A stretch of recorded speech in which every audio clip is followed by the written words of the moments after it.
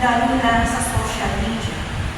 Ang walang humpay na pagdaloy ng mga mensaheng ito ay maaaring magdulot ng kalituhan, pagkakabaha-bahagi at paghina ng ating moral, na kapluway at direksyon kung hindi tayo magiging mapagmagdyan.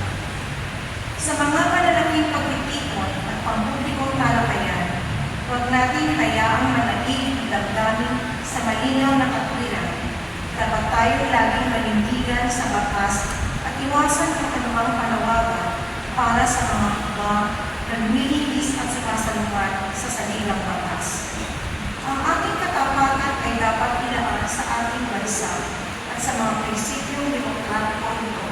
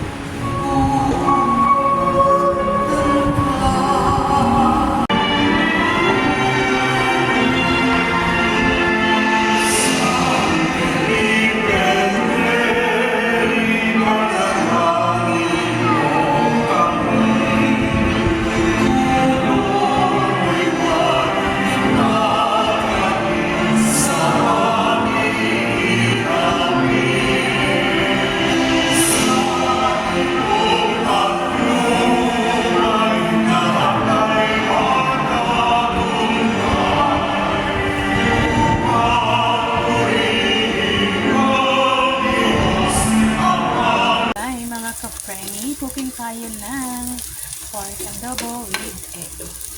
So, minarinate na natin ang ating pork. Sotay lang tayo ng bawang sibuyas. Ngayon yung minarinate natin.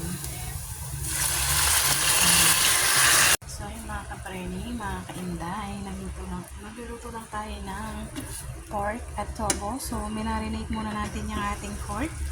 Sinotay lang natin yan sa bawang sibuyas at nilagyan natin ng magic.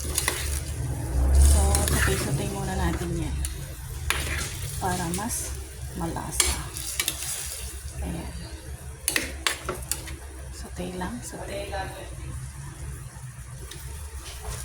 Yan, cover muna natin mga kainday. Kaya keep on watching.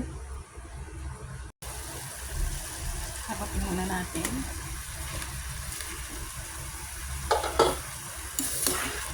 Para maluto yung kabila. Pero syempre, palalamputan pa rin natin yan. Kaya mekos-mekos sa ating ulam for lunch. Yan ang ating adobo recipe.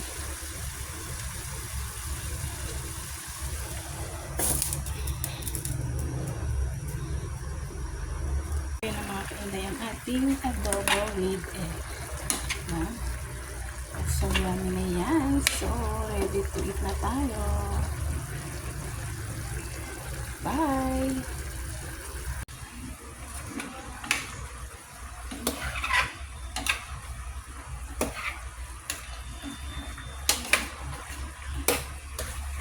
So, yun guys, nagluluto tayo ng ating ulo.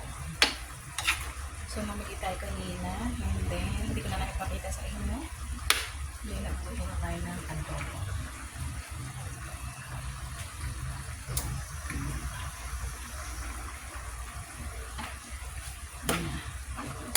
Ayan na ang ating adobo.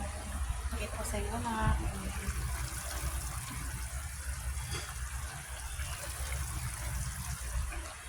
adobo yung ating ulam.